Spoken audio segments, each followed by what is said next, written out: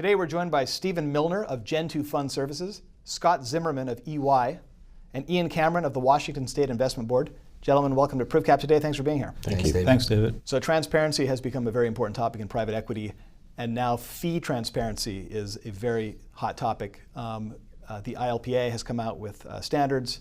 The SEC is looking into it.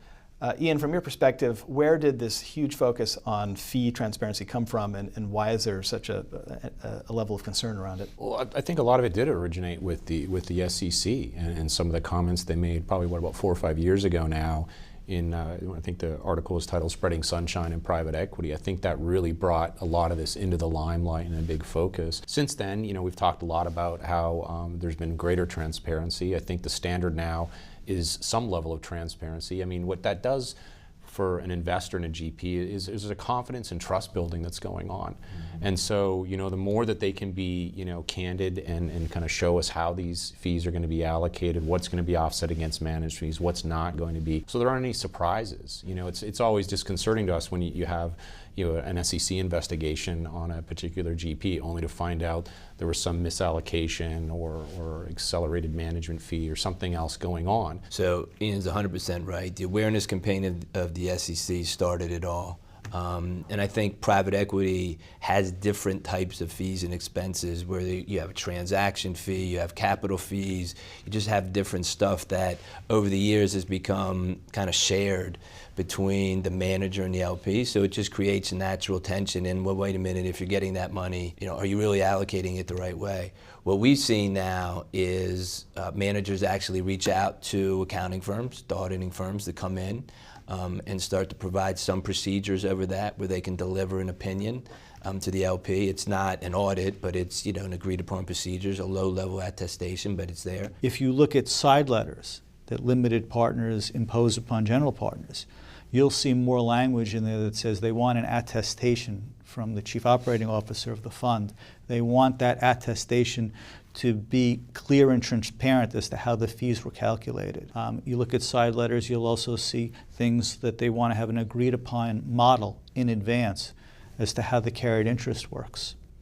So the awareness that the SEC has put forth has in fact rippled through to all the market participants. Yeah, and I think the industry itself was weak before. We talked about, there'd be one paragraph in an LPA where now you've got pages of documents describing these expenses, and I think that really was from this SEC push. When they went in there, they realized, it wasn't that you could call out the GPs as having done something wrong. There was nothing in there prescribing how it was going to work, and so they did it in whatever way they felt was appropriate. The complexity about how transactions are executed has gone up in nature.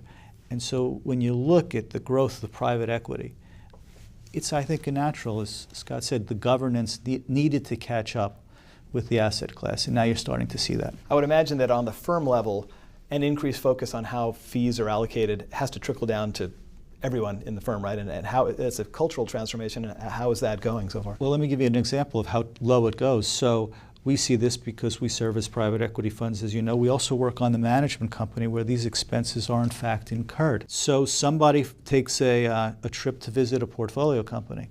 They have to fill out their expense report.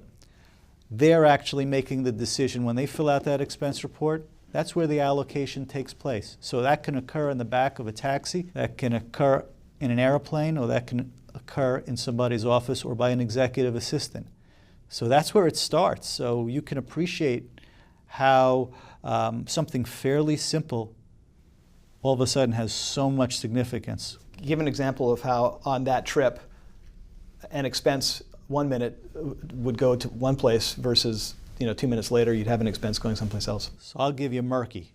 So murky is client wants to visit a portfolio company. Let's say that portfolio company is in Asia and the fund is in the United States. So fly over to Asia, that's a pretty expensive trip, takes a lot of time. Sponsor meets with their portfolio company, spends a day or two there, and says, while I'm here and I spent all this money to come over, I'm going to go meet with some of the larger, investment banks about other opportunities that I might be interested in. And so sponsor spends a couple extra days meeting with investment banks and then comes back. So now the question is, how do you charge that? Clearly, the portfolio company side is pretty straightforward. That's either going to be billed back to the portfolio company or the fund. But now what about that other work that was done away from the portfolio company is that research. Generally speaking, research is a manager expense as opposed to a fund expense. And so that's general, each fund is different. But now you have something that had two purposes, and how do you consider that? And so this could possibly be an associate at a private equity firm that has to allocate what part of the trip was going towards research versus... Exactly. It goes back to someone's got to fill out the expense report now. And that judgment is made when that expense report is being completed. And the private equity funds are not simple structures internally. You know, so you say the allocation piece of it is something that gets a lot of our attention now more than it probably has before, making sure that exactly as Steve described, it's about looking and saying, well, what's the appropriate place where this is going to be charged to? You know, broken deal costs are another one. You know, they have multiple entities that might run in parallel investing in the same vehicle. So how do they share those expenses and not overburden the primary fund?